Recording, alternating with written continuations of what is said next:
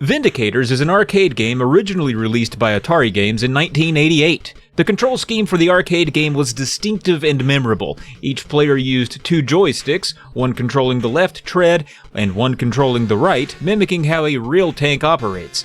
While neat and authentic, it took some getting used to. I personally had a really tough time driving in the arcade game and spent much of the time over in the corner trying to Austin Powers my way in the right direction. And despite its quirks, the game was reasonably well received at the time, and is remembered fondly by those who got to play it, especially cooperatively.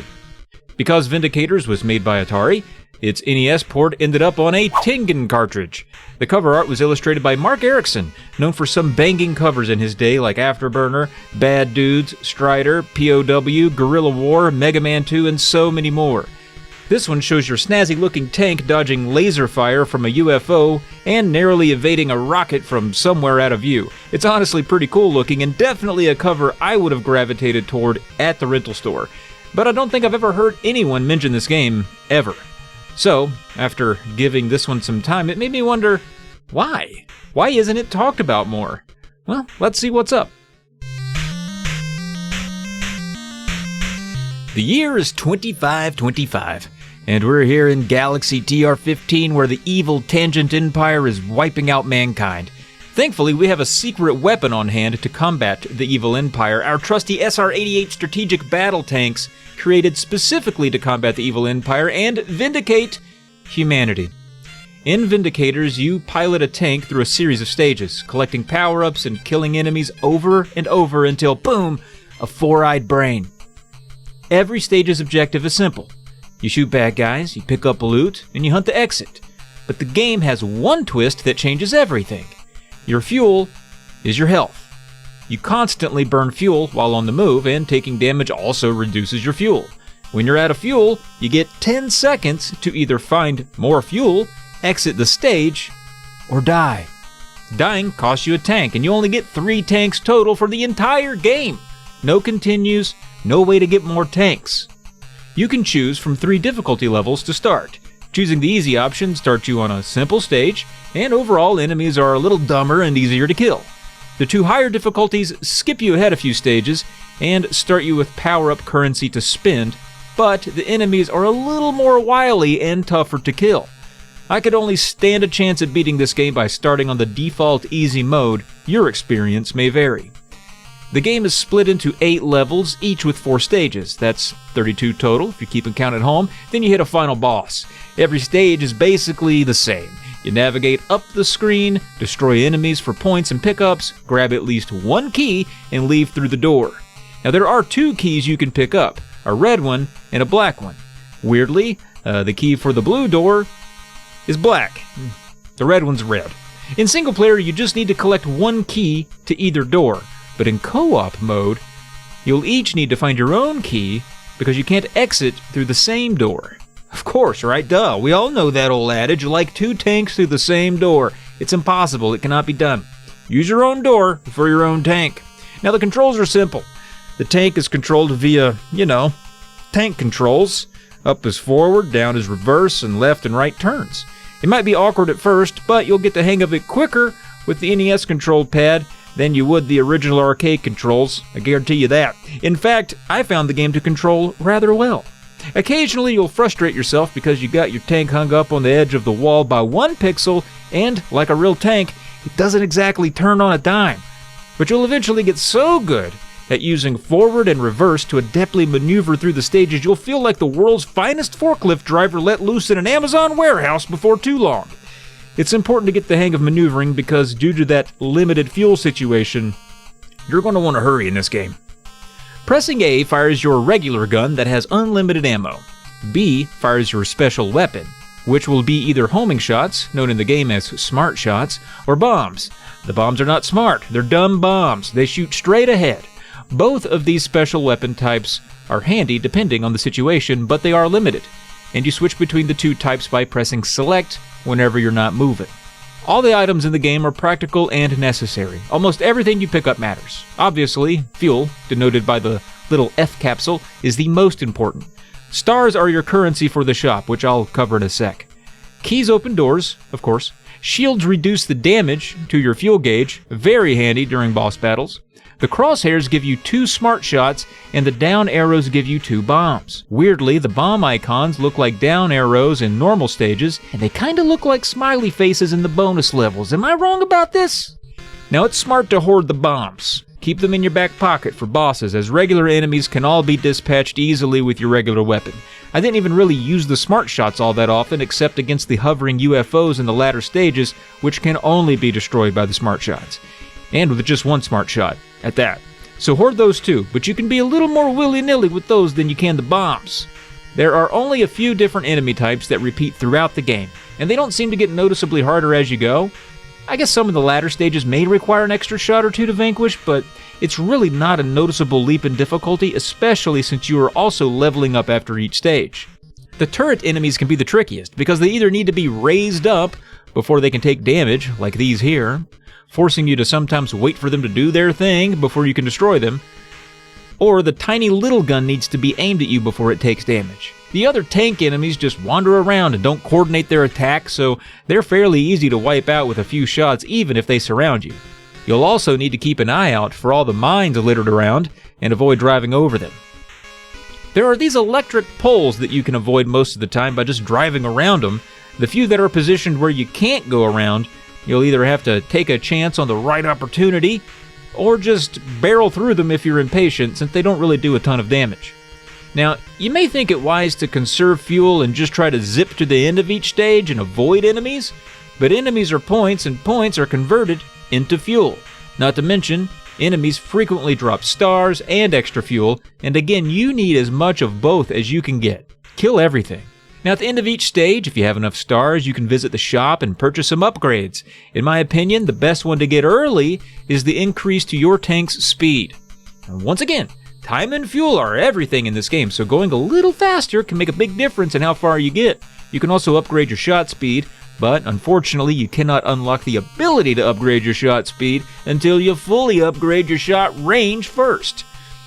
Each upgrade costs the stars that you've been picking up, and you'll find it worth it to go out of your way to get as many stars as you can.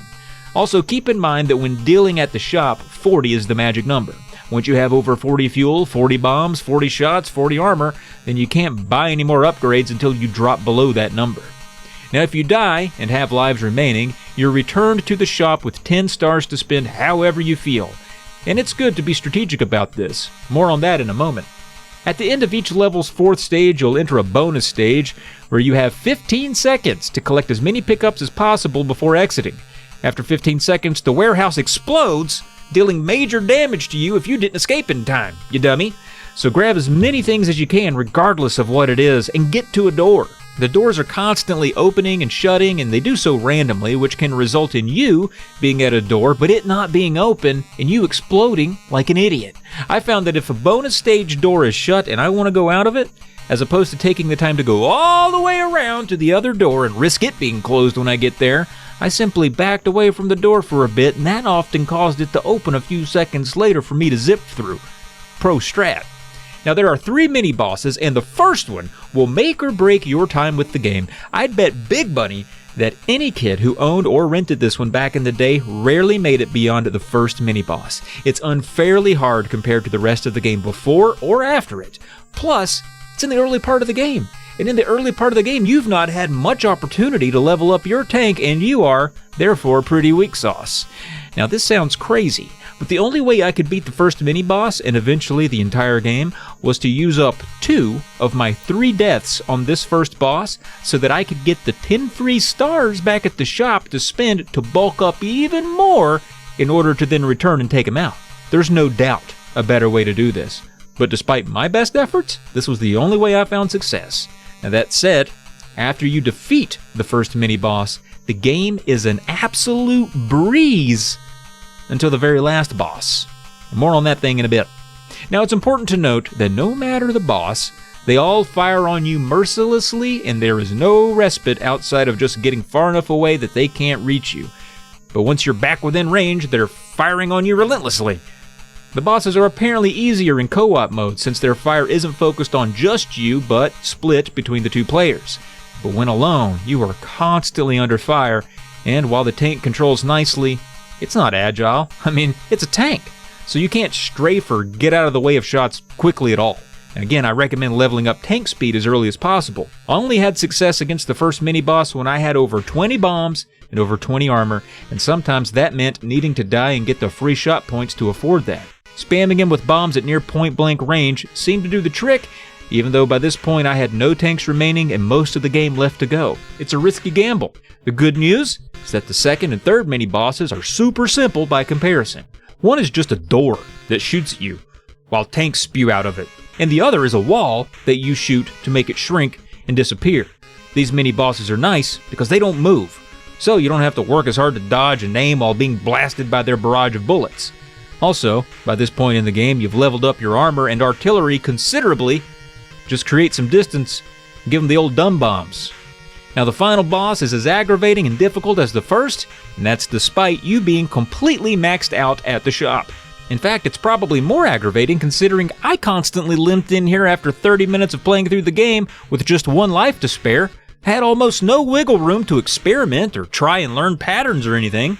Now the final boss here is this brain with 4 eyes, each eye pelting you with projectiles. The strategy that I finally got to work was, again, hoarding as many smart shots and bombs as possible and being maxed out on armor. I mean, you gotta be maxed out. Now I drove up to the old brain guy, stayed just out of reach of damage indicated by this little overhanging shadow here, and I fired smart shots to at least take out one of the eyeballs on the end. Now by my count, it took about 46 smart shots to kill one of the eyes. So that takes a little while.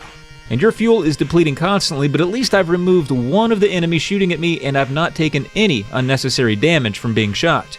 With any smart shots left over, I emptied them into the pesky eyeball on the opposite end. And then once I ran out of those, I equipped the dumb bombs and commenced to one of these little back and forth maneuvers to take it out. You see what I'm doing here? There's probably a cadence or pattern to help with this so that I'd take less damage, but dude, I panicked and I winged it, just frantically dipping in and out. Then for the next eyeball, I lined up directly with it and did much the same thing. Now at this point, my tank is taking a ton of damage and my armor and fuel are nearly depleted, but the key is being aggressive. Once that third eyeball was out, and without repositioning the entire tank, I simply angled my shots toward that last one. Now I'm still taking damage, still chewing on bullets, but with a little luck and some aggressive play, the war of attrition was on my side. I ended up trying the strategy 3 different times, and it worked 3 times in a row when nothing else did up to that point. Granted, my fuel timer was nearing 0 each time. It was a close call. I mean, the first time was the most harrowing with just 1 second left. Whew. All said, I think this game is pretty fun. I wish I could have tried it cooperatively to see what that was like. However, based on what I've read and how it played in single player, I have to imagine it's even better. 2 players lightens the difficulty a little, and the gameplay serves up a concise and satisfying loop much akin to one of my other favorites on the system, Jackal. Vindicators isn't on the level of Jackal, but it is now one that I would happily recommend to anyone looking for a fun co-op experience on the NES. Yeah, that's right, I'm recommending it co-op even though I've never played it co-op. I have that much faith in it. Now there was an arcade sequel, Vindicators Part 2, that has amounted to mostly being a footnote in arcade history. It wasn't released as a standalone cabinet, but instead as a conversion kit for Gauntlet. Only about 400 kits were made, making the game a rare one to encounter out in the arcade wilderness. It was never as popular as its predecessor, but it was similar in a lot of ways, even retaining some of the old graphics and music and sound of the original. It could almost be considered a trimmed-down re-release than a true sequel. But if you do want to try it out, it is included in the 2012 compilation Midway Arcade Origins for the PlayStation 3 and Xbox 360. As for Vindicators on the NES, this is one of those games on the system that's deceptively simple until you realize the whole thing is a resource management panic simulator. It's not just shoot the bad guys, it's shoot the bad guys so you can afford fuel so you can survive long enough to shoot the bad guys so you can afford fuel so you can blah blah blah, you get it. So yeah, if you ever wanted a tank game where your health bar is a ticking time bomb and the economy is predicated on violence, then jackpot. Anyway, I think that's going to do it for Vindicators on the NES. As always, recommend things you've never tried just for the fun of it. And thanks for watching.